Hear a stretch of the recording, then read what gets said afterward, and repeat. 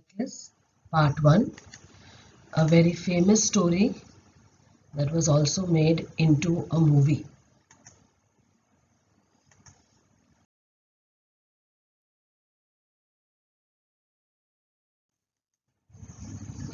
The main characters: Madame Mathilde Loisel, selfish, beautiful, belonging to a middle class, and she was a daydreamer.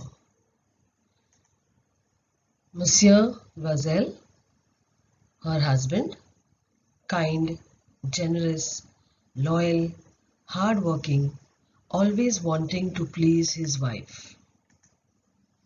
Madame Forestier, wealthy, kind, generous, and snobbish. She looked down upon the people who were not as wealthy as her.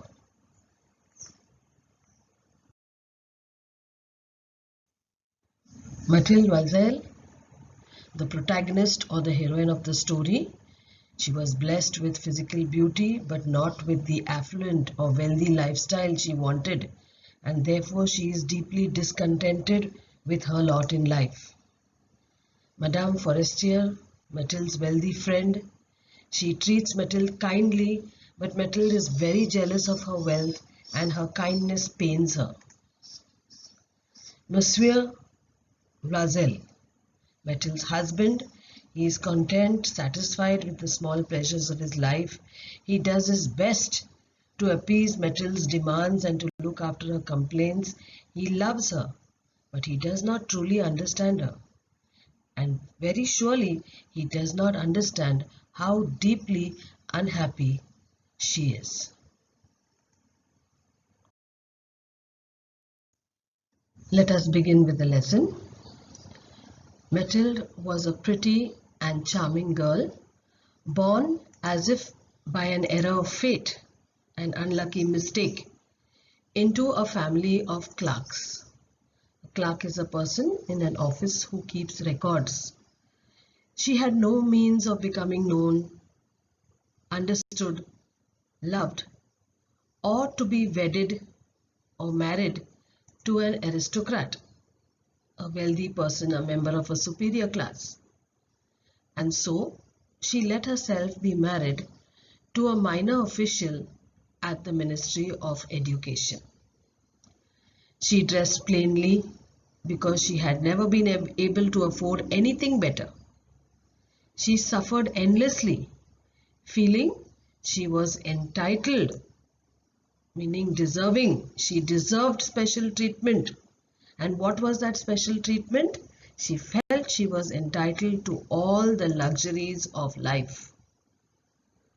She suffered because of a shabby, poorly furnished house.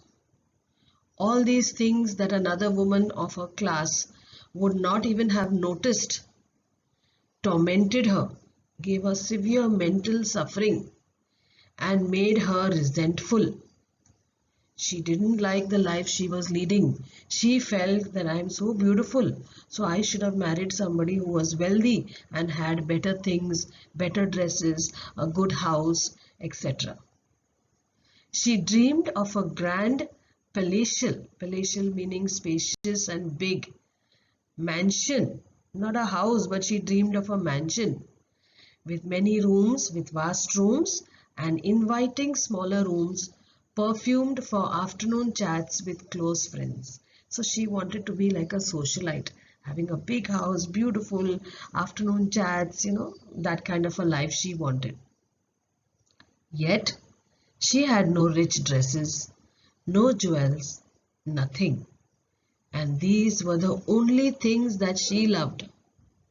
She wanted so much to charm, to be envied, to be sought after. That means she wanted to be in demand. She wanted, to be very happy and charming, and she wanted everyone to envy or be jealous of her. She had a rich friend, a former schoolmate at the convent. A convent is a school run by nuns or sisters.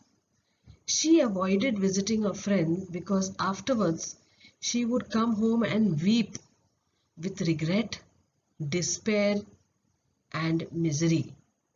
So unhappy because she would see that her friend was wealthy, her friend had the life that she wanted, and that would make her miserable. One evening, her husband came home with an air of triumph. An air of triumph means a feeling of victory, holding a large envelope in his hand. "Look," he said, "here's something for you." Now, why did he have an air of triumph, a feeling of victory?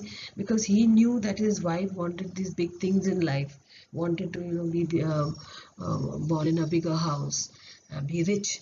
And so he had something in his hand which he thought that his wife would be very happy with.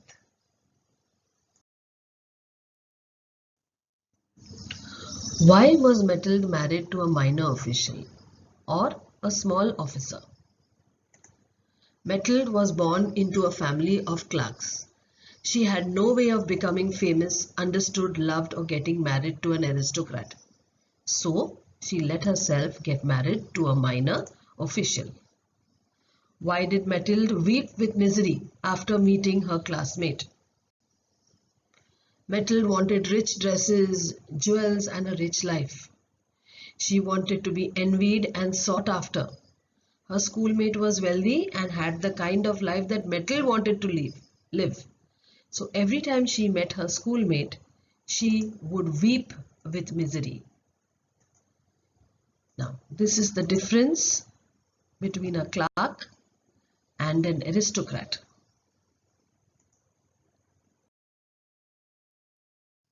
Continuing with the lesson, she tore open the paper and drew out a card on which was printed the words, "The Minister of Education and Madame Georges Ramponneau require the pleasure of Monsieur and Madame Loisel's company at the Ministry on the evening of Monday, January 18th. Instead of being delighted as her husband had hoped, she threw the invitation on the table resentfully and muttered, "What do you want me to do with that? And what do you expect me to wear if I go?"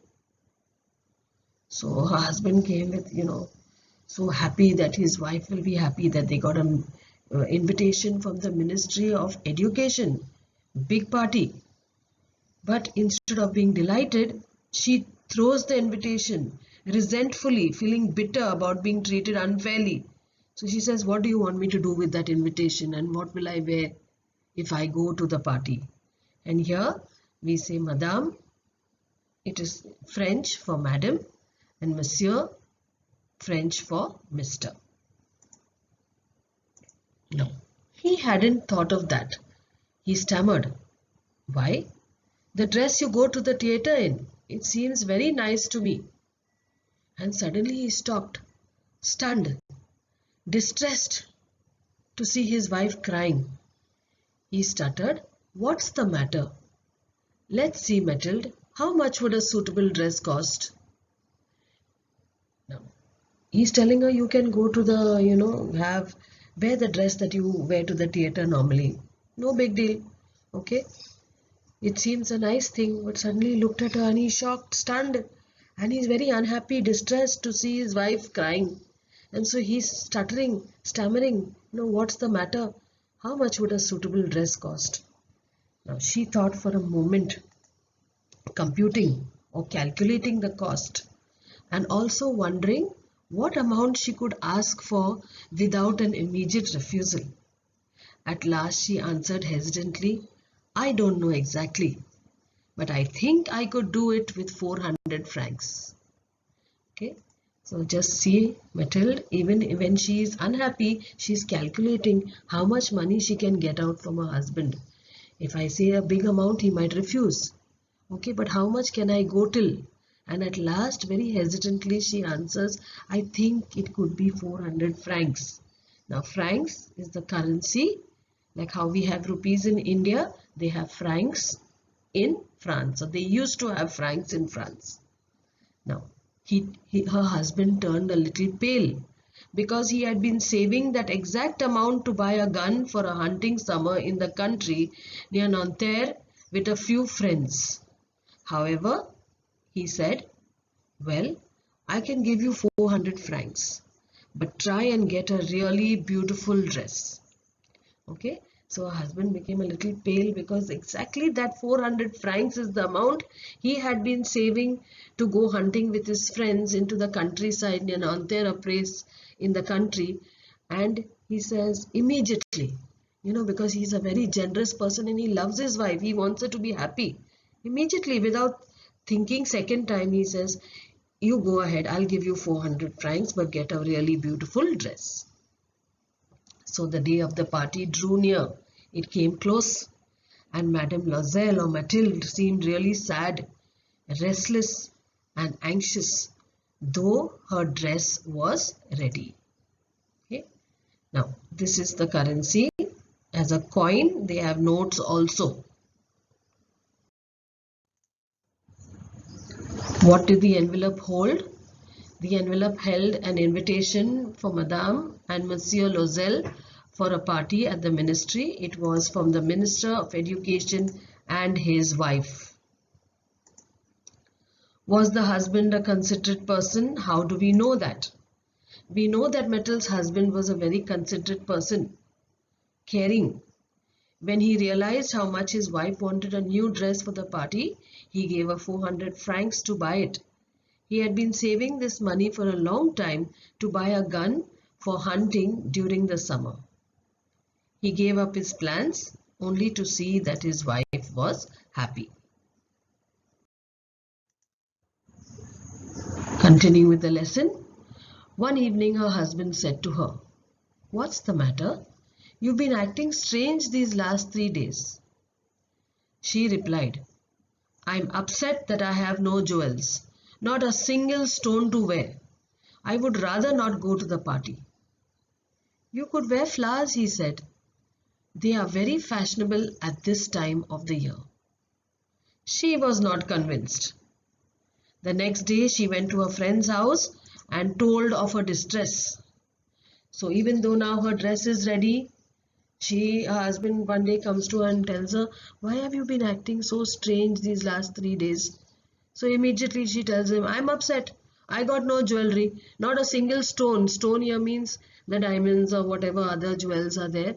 "I don't have anything to wear. I prefer not to go to the party." So again her husband is trying to pacify her, telling her, "You could wear flowers. They are very fashionable." But she was not convinced. She was not satisfied. So she goes to her friend's house and told her of her distress, her anxiety, her worry. Her friend Madame Forestier went to her mirrored wardrobe, took out a large box and brought it back, opened it and said to Madame Loisel, "Choose, my dear." First Mathilde saw some bracelets, then a pearl necklace. She tried on the jewelry in the mirror. She kept asking, "You have nothing else?" So now she goes to her friend's house and tells her friend, "I don't have anything to wear." So Madame Forestier, her friend, went to her wardrobe. Her wardrobe is a large cupboard for clothes because she was a rich person and it had a huge mirror. She took out a large box, brought it back, opened it and said to Mathilde, "Okay, open now, choose whatever you want." Mathilde saw some bracelets. Bracelets are what we wear on the hand, on our wrists. Then a pearl necklace. She tried it on, but she didn't like it. And she kept asking, "Do you have anything else? You have nothing else?" What did Madame Forstier's large box contain? It contained some bracelets and a pearl necklace.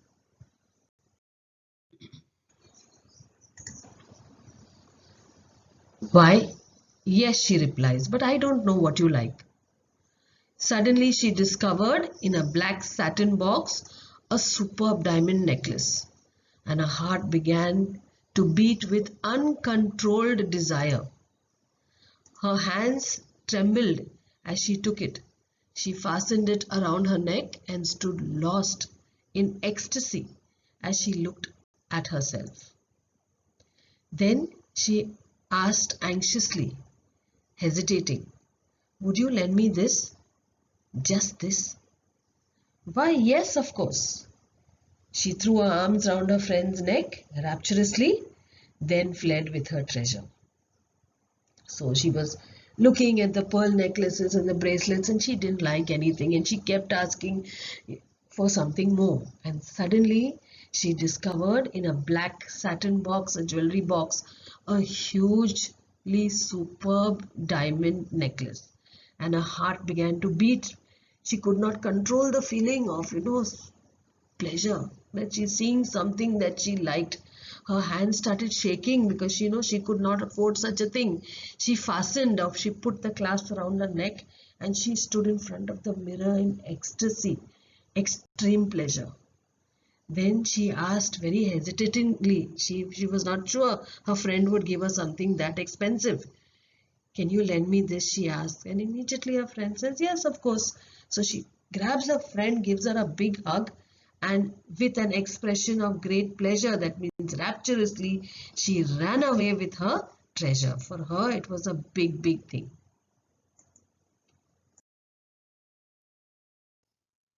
The day of the party arrived. Madame Loisel was a success. See how beautiful she looked. She was prettier than all other women, elegant, gracious, smiling, and full of joy. She danced wildly with passion, forgetting everything in the triumph or the victory of her beauty and success, and she was floating in a cloud of happiness. So she was elegant, very graceful, very stylish. She wore that dress very well, and she was feeling very triumphant or victorious. And she was in a state of being extremely, extremely happy. Now, how was Metal different from normal days on the day of the party? You find the answer in this paragraph.